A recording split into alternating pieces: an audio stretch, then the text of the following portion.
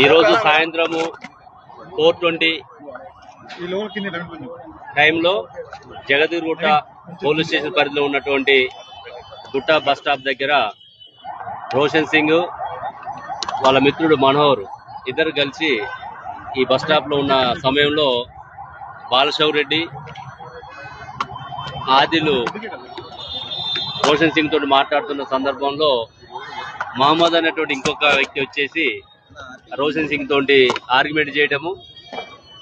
ఆ టైంలో heated argument జరిగి బాలశౌర్ రెడ్డి అతని దగ్గర ఒక నైఫ్ ఉంది, ఆ నైఫ్ తోటి అందరు జనాలు చూస్తున్నటువంటి టైంలో బస్ స్టాండ్ ఏరియాలో విచ్చలవిడిగా అతని మీద స్టాబ్ చేయడం జరిగింది.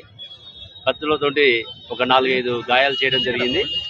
దాంతో చేసి వాళ్ళు ఎమ్మటే బైక్ మీద పారిపోవడం జరిగింది. అది మనకి వీడియోలో కూడా కనపడుతుంది.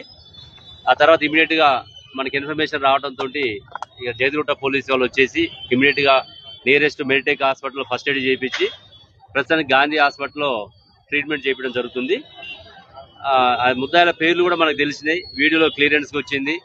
ఈ రోషన్ సింగ్ ఎవరైతే గాయపడ్డటువంటి విక్టిమ్ రోషన్ సింగ్ కూడా ఇక్కడ రౌడీ షీటరు, అదేవిధంగా బాలశౌర్ రెడ్డి కూడా రౌడీ షీటరు. ఇద్దరి మధ్య గతంలో ఉన్నటువంటి భేదాభిప్రాయాలు కావచ్చు, ఒకరి మీద ఒకరు ఇన్ఫర్మేషన్ ఇస్తున్నారనే దాని మీద కావచ్చు, వాళ్ళ మీద పాత కక్షలు ఏమున్నాయనేది ఇంకా మనం పూర్తిగా ఇన్వెస్టిగేషన్ చేయాల్సి ఉన్నది. ఇప్పుడు ఫస్ట్ ఉన్నటువంటి ఏంటంటే ఆ ముగ్గురు వ్యక్తులు డైరెక్ట్ గా ఇన్సిడెంట్ లో ఇన్వాల్వ్ అయ్యారు కాబట్టి ఆ టీమ్స్ ఎస్ఓటీ కానీ లోకల్ పోలీసు క్రైమ్ టీం అందరూ కూడా వాళ్ళ కోసం సెర్చ్ చేస్తున్నాం. ఒక 4-5 టీమ్స్ ఇప్పటికి పెట్టడం జరిగింది. ఆ సీసీ ఫుటేజెస్ వాళ్ళ యొక్క లొకేషన్స్ కూడా తీసుకొని వీలైనంత తొందరగా వాళ్ళని పట్టుకోవడానికి ప్రయత్నం చేస్తాం.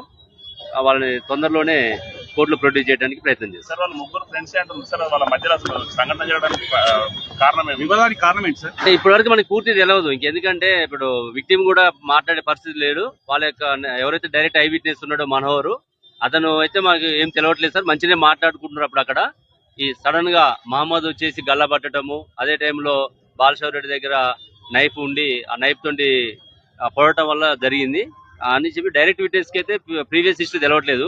ఇద్దరు కూడా ఇక్కడ నేరస్తుడు కానీ విక్టిమ్ కానీ ఇద్దరు మన రౌడీ షీటర్సే కాబట్టి డెఫినెట్ గా వాళ్ళ మధ్య పాత ప్రీవియస్ హిస్టరీ ఉంది కాబట్టి వాళ్ళ మధ్య భేదాభిప్రాయాలు ఉండవచ్చు. అది ఏం జరిగింది అనేది మనం నేరస్తులను పట్టుకుంటే మనకి పూర్తిగా సమాచారం తెలుస్తుంది.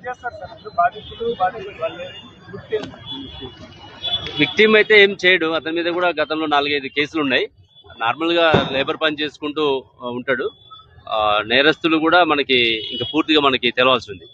గంజాయి సేవించే వాళ్ళని చెప్పేసి కూడా అంటున్నారు. దాని మీద